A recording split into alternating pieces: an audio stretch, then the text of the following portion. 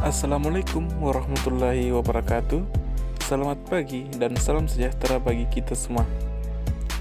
Puji syukur kita panjatkan kehadirat Allah Subhanahu wa taala dan salawat serta salam kita curahkan kepada junjungan kita Nabi besar Muhammad sallallahu alaihi wasallam. Pada kesempatan yang berbahagia kali ini, kami dari kelompok 9 yang beranggotakan saya, Yudi Darmawan Usman, Nasma Nur Hikmah, serta Melda akan memaparkan terkait materi yaitu perekonomian terbuka dan perekonomian tertutup. Adapun sub pembahasan pada materi kali ini yaitu pengertian dari perekonomian terbuka dan tertutup, kemudian siklus pendapatan dari perekonomian terbuka, serta ekspor maupun impor. Baik, langsung saja ke pembahasan yang pertama yaitu apa sih yang dimaksud dengan perekonomian terbuka? Perekonomian terbuka adalah salah satu jenis perekonomian yang berinteraksi dengan dunia luar melalui perdagangan internasional, pergerakan modal, transfer informasi dan pengetahuan teknis, serta migrasi tenaga kerja. Dalam perekonomian terbuka, melibatkan diri dalam perdagangan internasional yang dalam hal ini yaitu ekspor maupun impor barang dan jasa serta modal dengan negara-negara lain. Secara umum, pada sistem perekonomian terbuka ini produsen memiliki hak untuk melakukan kegiatan penjualan produk maupun barang ke negara-negara lain. Dalam hal ini ekspor dan juga sebaliknya. Dengan adanya kegiatan ekspor dan impor ini dapat membantu negara untuk membangkitkan ekonominya melalui kerjasama yang terjalin tersebut. Ekonomi terbuka juga biasa disebut sebagai ekonomi 4 sektor, di mana dalam hal ini ekonomi terbuka terdiri dari beberapa sektor yaitu yang pertama sektor rumah tangga, kemudian sektor pemerintah, kemudian sektor perusahaan dan sektor asing. Adapun hubungan antara satu sektor dengan sektor yang lain adalah sebagai berikut. Yang pertama, sektor rumah tangga. Hubungan sektor rumah tangga dengan perusahaan yaitu di mana rumah tangga menjual sumber daya manusia yang dimilikinya kepada perusahaan. Dari interaksi antara rumah tangga dan perusahaan, mereka disatukan dalam pasar tenaga kerja.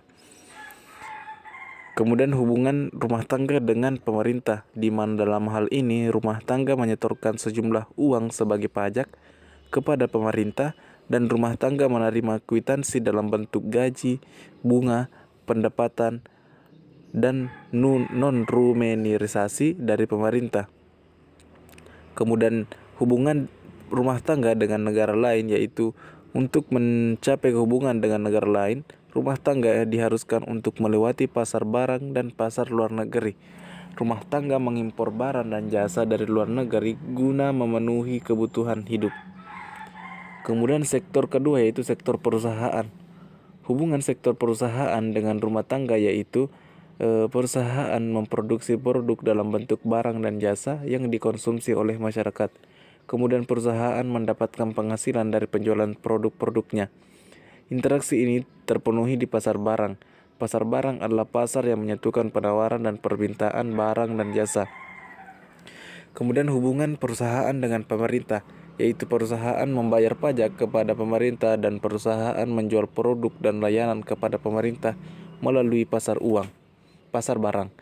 Kemudian hubungan perusahaan dengan dunia internasional yaitu perusahaan mengimpor produk dan layanan dari luar negeri melalui pasar barang dan pasar luar negeri.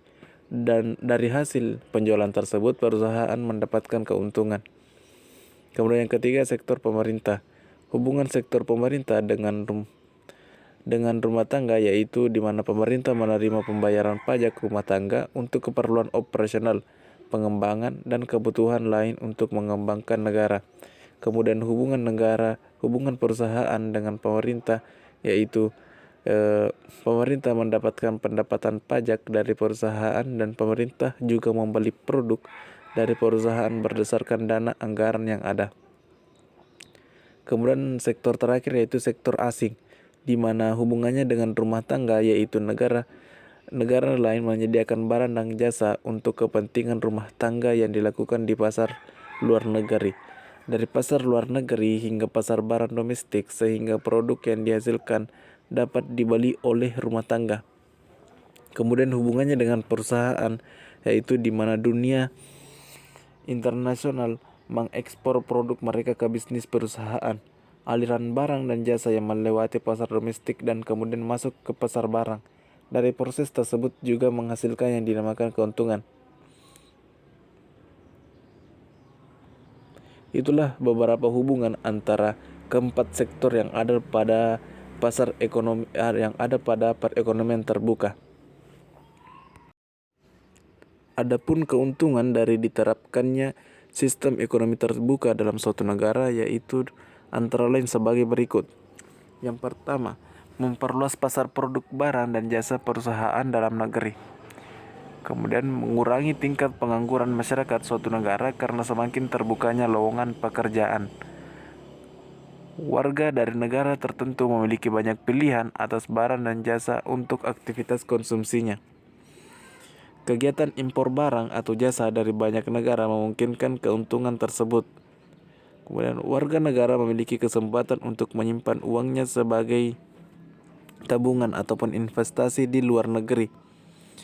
Kemudian dengan semakin bertambahnya relasi perdagangan akan menjalin banyak persahabatan dari berbagai negara.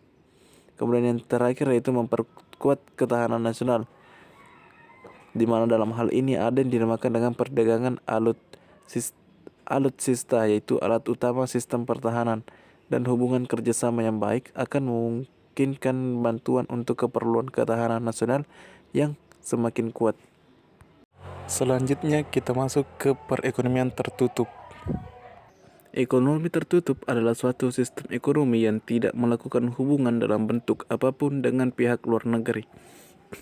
Jadi dapat dikatakan dalam penerapan ekonomi tertutup ini tidak adanya hubungan antara suatu negara dengan negara lain. Dalam hal ini yaitu seperti perdagangan internasional. Jenis-jenis dari ekonomi tertutup. Yang pertama yaitu ekonomi dua sektor.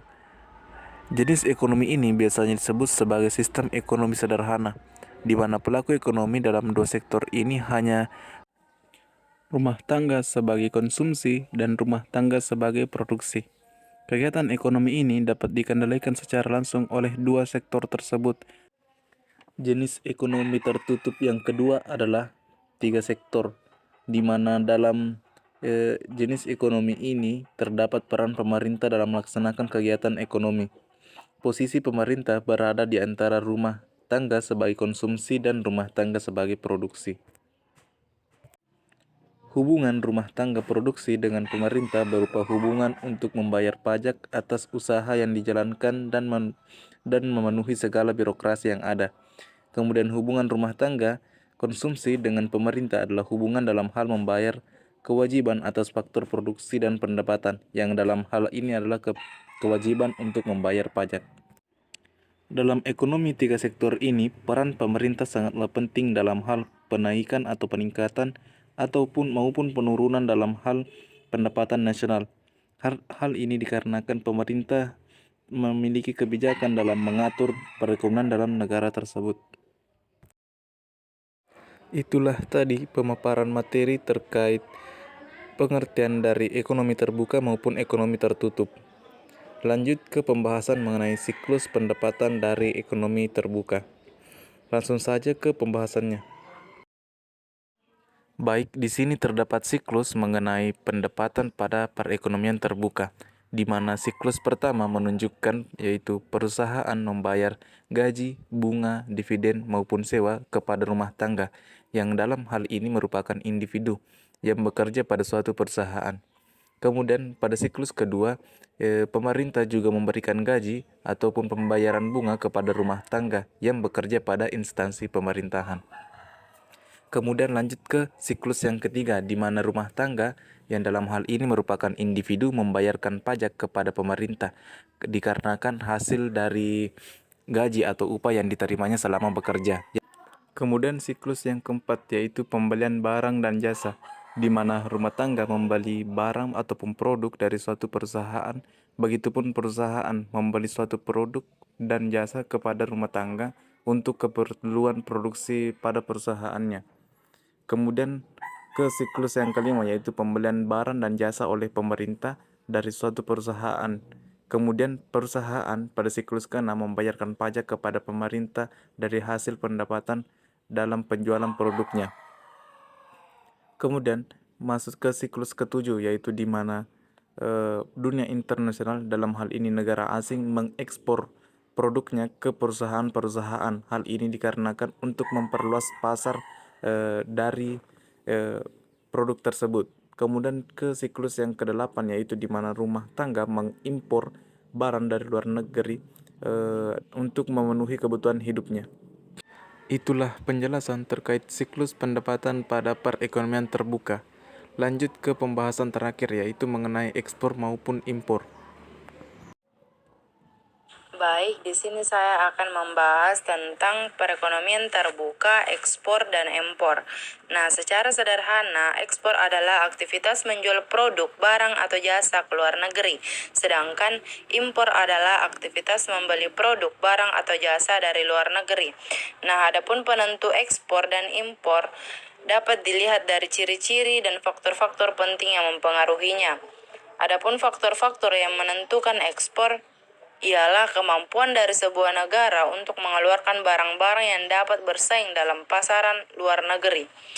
Faktor-faktor tersebut adalah yang pertama, mutu atau kualitas dari sebuah barang. Yang kedua, harga barang. Ketiga, cita rasa masyarakat. 4, barang spesial. 5, permintaan akan barang.